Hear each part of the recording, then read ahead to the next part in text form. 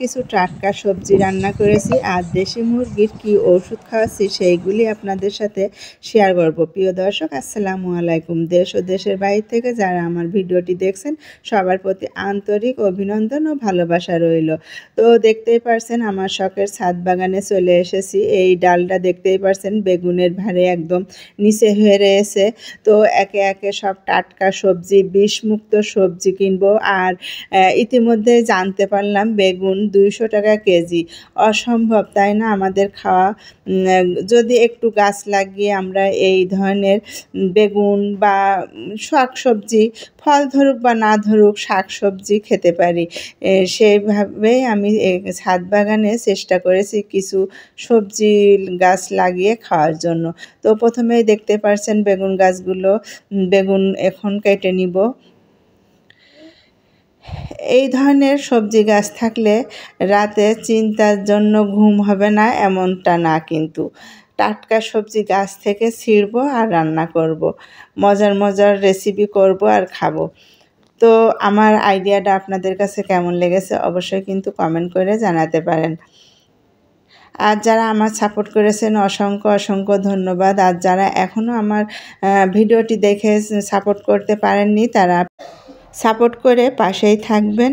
আর ইতিমধ্যে কিন্তু আমার ভিডিওটি অনেকেই দেখে অনেক সাপোর্ট করে, সুন্দর সুন্দর কমেন্ট করে। তাদের এক একটি কমেন্ট পড়ে কিন্তু আমি নতুন নতুন ভিডিও বানানোর উৎসাহ পাই। দেখতেই পেলেন এখানে অনেকগুলো শসা তুলে নিয়েছি, বেগুন তুলে নিলাম 3 পিস, আর শাক পাতা কেটে নিয়েছি। এইগুলোই আমার আজকে টাটকা শাকসবজি রান্না করব। বিষমুক্ত শাকসবজি যেমনই হোক না কেন খেতে কিন্তু খুবই স্বাদ। তো কুটে বেছে ধুয়ে নিয়ে চলে আসলাম মাটির চুলায়। এখানে চাল কুমড়োর বড়ি প্রথমেই ভেজে নিচ্ছি, দেখতেই পেলেন। আর এই বড়িগুলো খেতে কিন্তু অসম্ভব মজা, বিশেষ করে লাউ, তারপরে বেগুন, এইগুলো সবজির সাথে খেতে খুবই ভালো লাগে। আর গাছের টাটকা বেগুন আমি এখন ভেজে নিব। বেগুন ভাজি আমাদের বাসায় সবাই পছন্দ করে, এই জন্য রান্নার পাশাপাশি 1 পিস বেগুন আমি ভেজে নিচ্ছি। বেগুনগুলো ভাজি করার পরে আমি ভেজে নিব শাকগুলো, তারপরে বেগুন রান্না করে নিব চাল কুমড়ো দিয়ে ডিম ভাজি করে।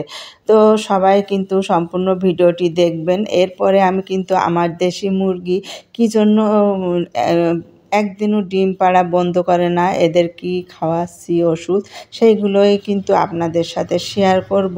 আর ডিমগুলো কিন্তু আমরা বাসায় খেয়েও কিন্তু অনেক ডিম বিক্রি করতে পারি, আত্মীয় স্বজনের দিতে পারি। যাই হোক, আমি এবার শাক ভেজে নিচ্ছি। এরপরে আমি বেগুনটা রান্না করে নিব। প্রথমেই বলে নিই, আমি কোনো রেসিপি শেয়ার করছি না। আমি কিছু কিছু খণ্ড বিশেষ দেখাচ্ছি যে আমি রান্না করছি গাছের টাটকা সবজি তুলে নিয়ে আসে। এখন আমি মশলাগুলো ভালো করে কষিয়ে তারপরে পানি দিয়ে দিলাম পরিমাণ মতো। এরপরে চলুন বলক উঠতে থাক, আমরা মুরগিগুলো দেখে নিই আর মুরগির ডিম তুলে নিয়ে। ডিম পড়া মুরগিগুলোর ক্যালসিয়াম অনেক ঘাটতি থাকে, এর জন্য ডিমের খোলা কুচি কুচি করে ওদের গুঁড়ো করে আর কি ওদের খাওয়াতে হবে, খাবার ডিব্বার ভিতর দিয়ে দিতে হবে। আর ক্যালসিয়াম ওষুধ আমি ইসেল খাওয়াচ্ছি আর AD3 খাওয়াচ্ছি।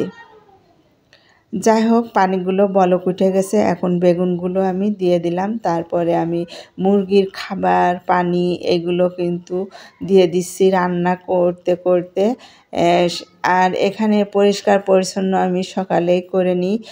সকালে অনেক ব্যস্ততার ভিতরে সময়টা কাটে আমার মুরগিগুলো মাশাআল্লাহ অনেক সুস্থ আছে, সুন্দর আছে। আর এদের আমি 10টা বাচ্চা উঠাইছি, একদম ছোট ছিল, এখন বেশটা বড় হয়ে গেছে।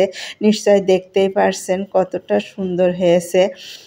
এদের সরাসরি দেখাতে গেলে এখন দরজা খুলতে হবে।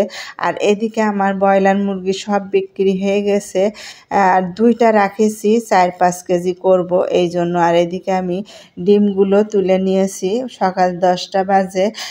হাঁসের ডিম ৩টা আর মুরগির ডিম ৩টা তুলেছি। এখনও ডিম পাড়া বন্ধ আছে। এর ভিতরে আমি চাল কুমড়োর বড়িগুলো বেগুনের ভিতরে দিয়ে দিলাম।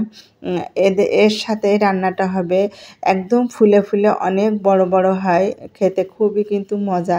ইনশাল্লাহ সামনে শীত আসছে, এই রেসিপিটি আপনাদের সাথে শেয়ার করব। তো সবাই ভালো থাকবেন। পরিবেশন করে নিলাম। আল্লাহ হাফেজ।